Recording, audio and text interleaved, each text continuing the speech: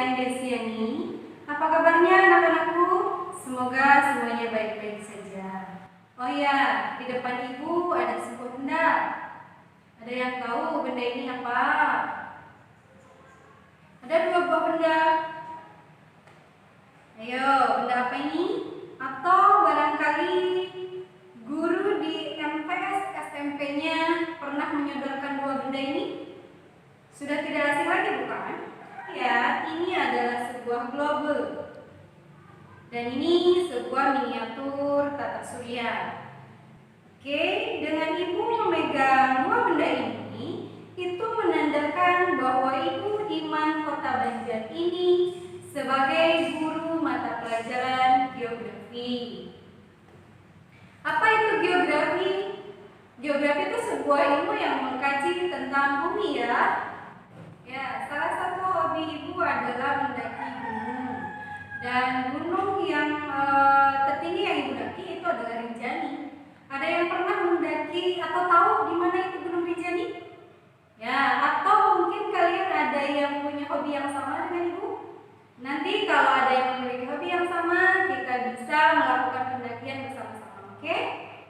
Pada kesempatan kali ini, dalam rangka Matsama virtual, ibu tidak akan menjelaskan tentang materi geografi ya, tetapi di sini ibu diberikan amanah untuk menyampaikan materi tentang berpikir kritis. Apa itu berpikir kritis?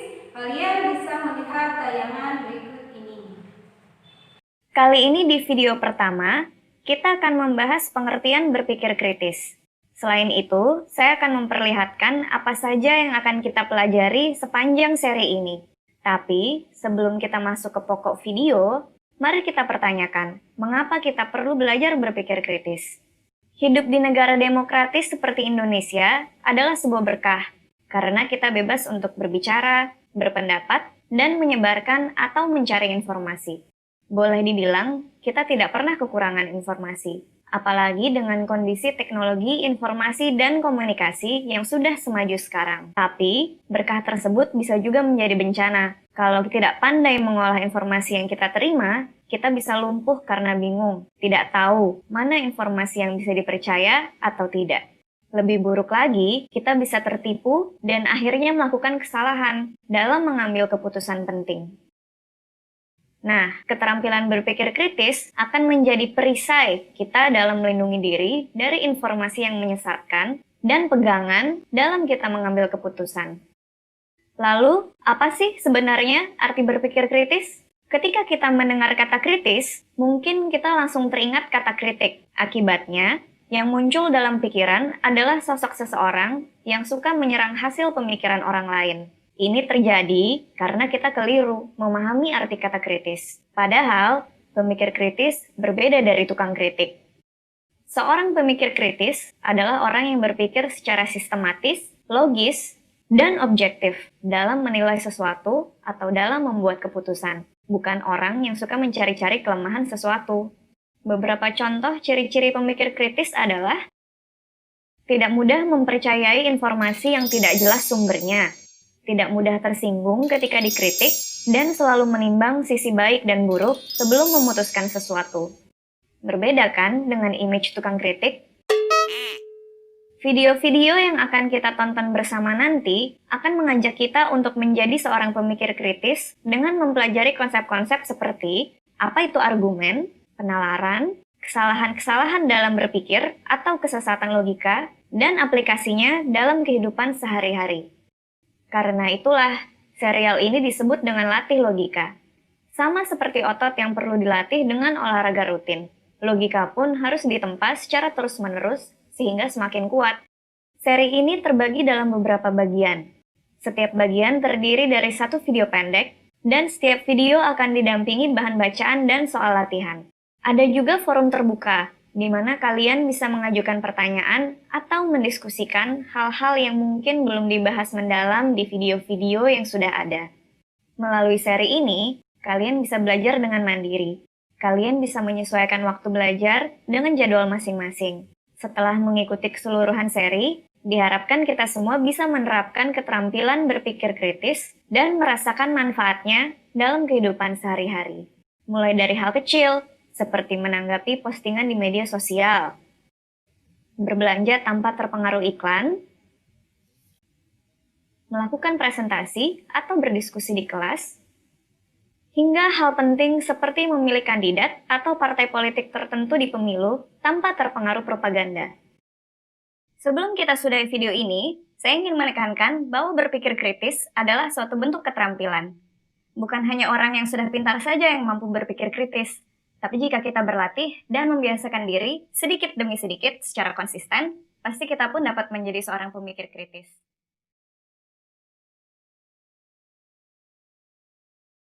Beri aku 1000 orang tua, niscaya akan kucabut Semeru dari akarnya. Beri aku 10 pemuda, niscaya akan kuguncang dunia. Begitulah ucapan pendiri bangsa kita akan peran penting pemuda sebagai masa depan sebuah bangsa. Lalu, di masa globalisasi yang penuh dengan problematika ini, apakah para pemuda terutama remaja sudah pantas untuk memikul beban masa depan bangsa? Dan apa problem dan solusi yang harus dihadapi dan dilakukan? Maka dari itu, kamu harus tahu. Masa remaja adalah masa di mana seseorang mencari dan membentuk jati diri. Dalam prosesnya, perkembangan remaja mengalami banyak pergolakan secara fisik, psikologis, dan sosial yang menimbulkan suatu perilaku yang terkadang menyimpang atau biasa disebut dengan kenakalan remaja. Terdapat berbagai faktor yang menyebabkan timbulnya perilaku negatif terhadap remaja. Yang pertama adalah kontrol diri yang lemah. Remaja yang kurang bisa memilah dan memilih mana yang baik dan buruk untuk dirinya akan lebih mudah terjerumus ke dalam hal-hal yang menyimpang. Kontrol diri pada remaja diperlukan untuk melindungi remaja dari pengaruh lingkungan yang buruk. Faktor kedua adalah masalah pada keluarga. Permasalahan dalam keluarga seringkali berdampak pada psikologis anak. Pola asuh yang tidak sesuai hingga perceraian orang tua berdampak pada psikis sang anak, di mana perilaku nakal dilakukan anak sebagai suatu pelampiasan dalam suatu masalah yang menimpa. Selanjutnya adalah sistem pendidikan yang tak sesuai dengan keinginan anak. Penggunaan kekerasan dalam proses belajar oleh guru hingga beban belajar yang begitu berat seringkali menjadi faktor timbulnya perilaku menyimpang pada remaja. Faktor terakhir yang juga tak kalah pentingnya adalah faktor lingkungan. Karakter seorang remaja sangat dipengaruhi oleh lingkungan di mana tempat ia tinggal.